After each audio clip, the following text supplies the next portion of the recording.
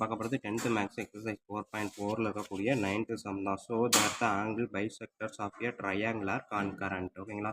So இந்த பைசெக்டராக பண்ணக்கூடிய ஆங்கிள் பைசெக்டர் பண்ணக்கூடிய ட்ரையாங்கிள் எல்லாமே கன்கரண்ட் அப்படின்றத ப்ரூவ் பண்ண சொல்லியிருக்காங்க.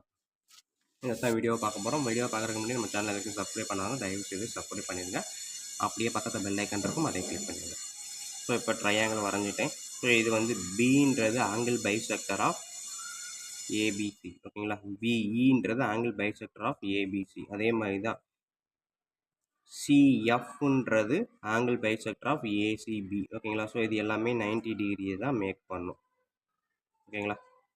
ஸோ படம் வரைஞ்சாச்சு. நெக்ஸ்ட்டு இப்போ நான் என்ன பண்ண போகிறேன் அப்படின்னா இதை எடுக்கிறேன். ஏடின்றது ஆங்கிள் பைசெக்டர் ஆஃப் ஏபிசி. ஓகேங்களா? சாரி, ஏவை தான் பைசெக்டர் பண்ணும். So AD is the angle bisector of BAC. நடுவில் வர்றது தான் ஆங்கிளை சொல்லும். ஓகேங்களா? ஸோ அதான் எழுத போகிறேன். AD is the angle bisector of BAC. ஓகேங்களா? ஏன்ற ஆங்கிளை தான் பைசெக்டர் பண்ணுது இந்த ஏடி லைனு. ஓகேங்களா? ஸோ அப்போ by ABD theorem, angle bisector theorem படி என்ன எழுதலாம்? AB divided by AC. ஓகேங்களா? ஸோ ஏவிலேருந்து ஆரம்பிக்கணும்னா இந்த சைடு போச்சுன்னா இந்த சைடு அதே இறங்கணும். AB divided by AC equal to எங்கிட்ட வந்தது மறுபடியும் இங்கிட்ட திரும்ப. ஸோ பிடி. ஓகேங்களா? இந்த சைடு தான் ஃபஸ்ட்டு ஆரம்பித்தோம், அதனால் இந்த சைடு தான் அடுத்து ஃபஸ்ட்டு. ஸோ இது ரெண்டாவது கீழே ஆரம்பித்தோம், அப்போ இதே தான் கீழே வரும். ஓகேங்களா? சிடி. ஸோ இது வந்து ஈக்குவேஷன் நம்பர் 1. ஸோ இதே மாதிரி என்ன எழுதலாம்? ஏடி எழுதுனா இப்போ வந்து என்னது பிஇ எழுத போகிறேன். So BE is an angle bisector of B வந்து எதுக்கு? சிபிஏ. ஓகேங்களா? பிஏ ரெண்டாக பிரிக்குது. அப்போ நான் பியிலேருந்து ஆரம்பித்தேன்னா நான் இந்த சைடு இப்போ போகிறேன். பிசி நான் எடுத்துக்கிட்டேன் அப்படின்னா பிஏன்னு வரும். ஓகேங்களா? So BC divided by BA, இந்த சைடு டிவைடட் பை இந்த சைடு ஈக்குவல் டு இந்த சைடு தான் ஃபஸ்ட்டு ஆரம்பித்தோம். Again CE divided by AE. So இது செகண்ட் ஈக்குவேஷன். அடுத்தது இப்போ இந்த ஏடி எடுத்துட்டேன், பிஇ எடுத்துட்டேன். அடுத்து என்ன பண்ணணும்? சிஎஃப் எழுதலாமா? So CF is an angle bisector of CA தான் பிரிக்குது. ஸோ அப்போ ஏசிபி, ஆங்கிள் ஆஃப் ஏசிபி. ஓகேங்களா? ஸோ அப்போ சின்னு படி பார்த்தீங்கன்னா CB divide by CA equal to CB தான் மொதல் வச்சேன். ஓகேங்களா? இதை எடுக்கிறதுக்கு முன்னாடி கொஞ்சம் யோசிக்கணும். என்ன அப்படின்னா ஃபஸ்ட்டு ஏவை எடுக்கும்போது இந்த டைரெக்ஷனில் தான் வந்தேன், பிஏ எடுக்கும்போது இந்த டைரெக்ஷனில் தான் போனேன். ஸோ அப்போ சிஏ எடுக்கும்போது இந்த டைரெக்ஷனில் தான் வரணும். ஓகேங்களா? அப்போ சிஏ டிவைட் பை சிபி போடுறது தான் கரெக்ட். ஓகேங்களா? ஸோ இதெல்லாம் கவனமாக செய்யணும். ஏனோ தானோன்னு செய்யக்கூடாது. ஸோ எந்த டைரெக்ஷனில் ஆரம்பிக்கிறோமோ அதே டைரெக்ஷன், ஆன்டி கிளாக் டைரெக்ஷனில் ஆரம்பித்ததுனால ஆன்டி கிளாக் டைரெக்ஷன் தான் சி எடுக்கும்போதும் அதே டைரெக்ஷனில் தான் எடுத்துக்கிறேன். So CA divide by CB equal to CA எடுத்ததுனால ஏஎஃப் டிவைடட் பை பிஎஃப். ஓகேங்களா?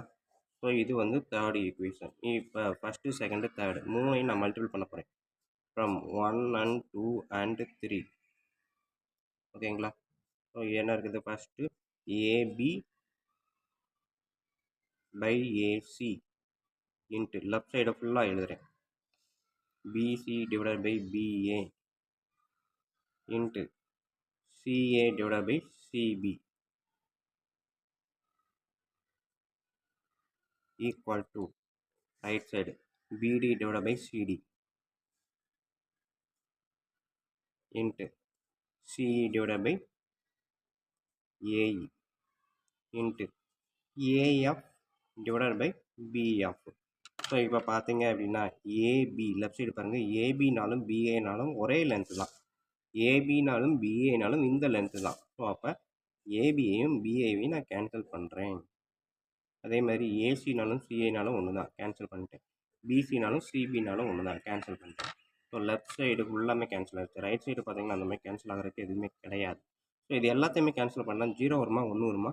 1 தான் வரும். மல்டிப்ளிகேஷன் இருக்க எல்லாத்தையுமே கேன்சல் பண்ணால் கண்டிப்பாக 1 தான். ஸோ 1 ஈக்குவல் டு இங்கே இருக்க எல்லாமே எழுத போகிறேன். ஸோ அதை தான் நான் இப்படி எழுதுகிறேன்.